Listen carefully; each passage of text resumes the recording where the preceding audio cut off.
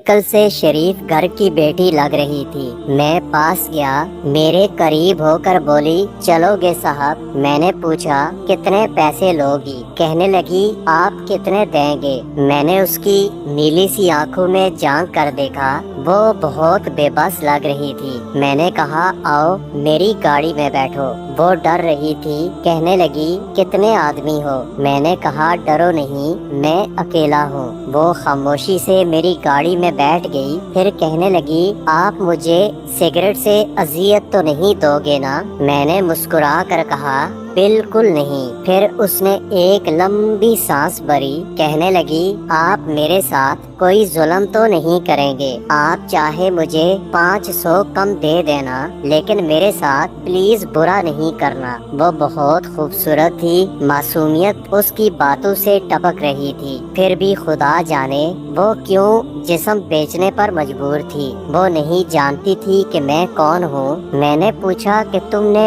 کھانا کھایا ہے؟ تو کہنے لگی کہ نہیں۔ میں نے ہوٹل کے سامنے گاڑی روکی، ہوٹل والا مجھے جانتا تھا۔ اس نے جلدی سے کھانا پیک کیا اور مجھے دیا۔ میں کار میں بیٹھ گیا، میں اپنے ڈیرے کی طرف چل پڑا۔ چوکیدار نے دروازہ کھولا، میں نے گاڑی پارک کی۔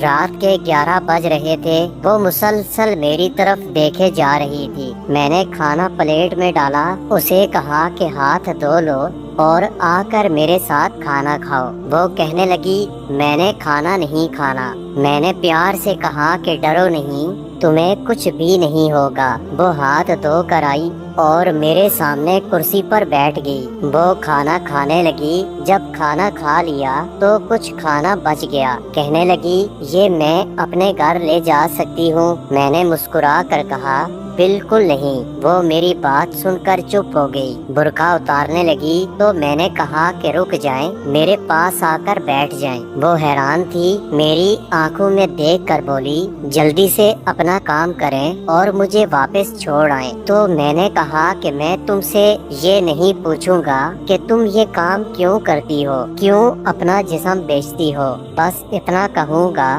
کہ کیا تم یہ سارا کام چھوڑ سکتی ہو؟ وہ میرے چہرے کی طرف دیکھنے لگی، کہنے لگی، آپ مجھے پاگل لگ رہے ہیں۔ میں نے اس کی آنکھوں میں دیکھا اور کہا کہ ہاں، میں پاگل ہی ہوں، سب مجھے پاگل سمجھتے ہیں۔ وہ کہنے لگی، اگر آپ نے کچھ کرنا نہیں تو پلیز مجھے واپس چھوڑ آؤ۔ میں نے اس کے سر پر ہاتھ رکھا اور اپنے پرس سے 10,000 روپے نکال کر اس کے ہاتھ پر رکھے۔ وہ حیران تھی، کہنے لگی، میں یہ پیسے نہیں لے سکتی، آپ مجھے یہ پیسے کیوں دے رہے ہیں؟ میں نے اس کے چہرے پر ایک تھکن محسوس کی تھی، وہ اپنے آنسو روکے بیٹھی تھی، بار بار کہہ رہی تھی، بس آپ مجھے واپس چھوڑ آؤ، مجھے ڈر لگ رہا ہے۔ میں نے اسے یقین دلایا کہ ڈرنے کی کوئی بات نہیں۔ میں نے کہا، اچھا بتاؤ، زندگی نے بہت درد دیا نا؟ یہ سننا تھا کہ اس کی آنکھوں سے آنسو بہنے لگے، جیسے اس پر کوئی قیامت گزر گئی ہو۔ میں سمجھ چکا تھا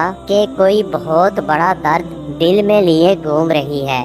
دروازہ کھول کر کانپتی آواز میں بولی، پلیز مجھے واپس چھوڑ آؤ۔ میں نے اسے بیٹھنے کا کہا۔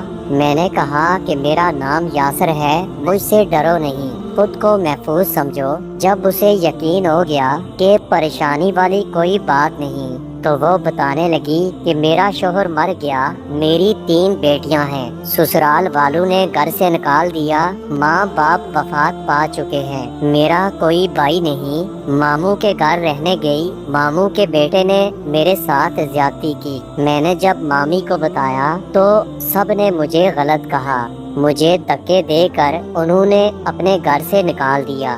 دور کے رشتہ دار نے ایک بوڑھے انسان سے میری شادی کروائی، اس کے بھی بچے تھے، اس کے بچوں نے مجھے بہت ذلیل کیا، پھر وہ شوہر بھی وفات پا گیا۔ اپنی بیٹیوں کو لے کر در بدر بھٹکنے لگی، نہ چھت تھی نہ روٹی تھی، بھوک اور افلاس تھی، سڑک پر کھڑی تھی۔ ایک صاحب آئے اور کہنے لگے، 1 گھنٹے کے 5,000 دوں گا۔ نہ چاہتے ہوئے ماں کی ممتا، حالات کی ستائی ہوئی کیا کرتی، آخر کار اس کے ساتھ چل دی۔ اب ہر روز اپنا جسم بیچتی ہوں، کرائے کا گھر لیا ہے، بیٹیوں کو اکیلا چھوڑ کر آتی ہوں، کیا کروں؟ بہت بار سوچا کہ خودکشی کر لوں، لیکن بیٹیوں کو دیکھ کر مجھے ہمت نہیں ہوتی۔ وہ رو رہی تھی، میں زمانے کی بے حسی محسوس کر رہا تھا۔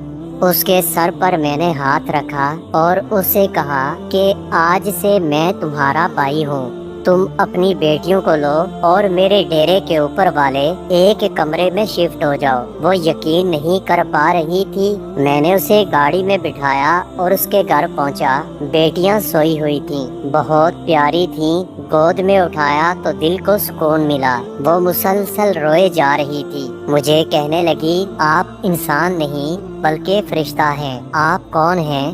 میں انہیں گاڑی میں بٹھا کر اپنے آفس لے آیا اور ان کو آفس کے اوپر والے کمرے میں شفٹ کر دیا۔ وہ مجھے جھولی اٹھا کر دعائیں دینے لگی، نہ جانے کتنی دعائیں دیتی رہی۔ میں نے اسے کہا کہ رات کافی ہو گئی، سو جاؤ۔ یہ کہنے کے بعد میں اپنے ڈیرے میں گیا۔ میرے سامنے سے وہ چہرہ گزرا جو ایک لڑکی اپنے شوہر سے جھگڑا کر رہی تھی۔ اسے کہہ رہی تھی، مجھے طلاق دو، تمہیں میری قدر نہیں ہے۔ وہ اپنا گھر جلا رہی تھی۔ وہ بیچاری کیا جانے زمانے کی تلخیاں کیا ہوتی ہیں، زمانے کا ڈسنا کیا ہوتا ہے۔ میں ان لڑکیوں کو بتانا چاہتا تھا جو اپنا گھر جان بوجھ کر اجاڑتی ہیں اور طلاق لیتی ہیں۔ یہ سب کرنا تو بہت آسان ہے، لیکن اس کے بعد جینا موت ہے۔ کبھی ساس کا رونا، کبھی نند کا سیابا، کبھی جیٹھانی سے لڑائی، یہ ہر گھر کی بات ہے۔ اس کا مطلب ہرگز یہ نہیں کہ آپ طلاق لو یا اپنا گھر اجاڑ دو۔ کم عمری میں ہی میرے سر کے بال سفید ہو گئے ہیں۔ ہزاروں آنکھوں کے آنسو دیکھ کر اپنے گھر کو آباد رکھو۔ عورت خدا کی قسم میرے معاشرے کی زنجیروں میں جکڑی ہوئی ایک قیدی ہے۔ کبھی باپ کی عزت پر لٹ گئی تو کبھی ساس کے زہر آلود لہجے پر، کبھی شوہر کی انا پر خاک ہو گئی تو کبھی اولاد کی وجہ سے۔ اگر مرد میری اس تحریر کو سمجھ جائیں تو شاید ہمارا معاشرہ بدل جائے۔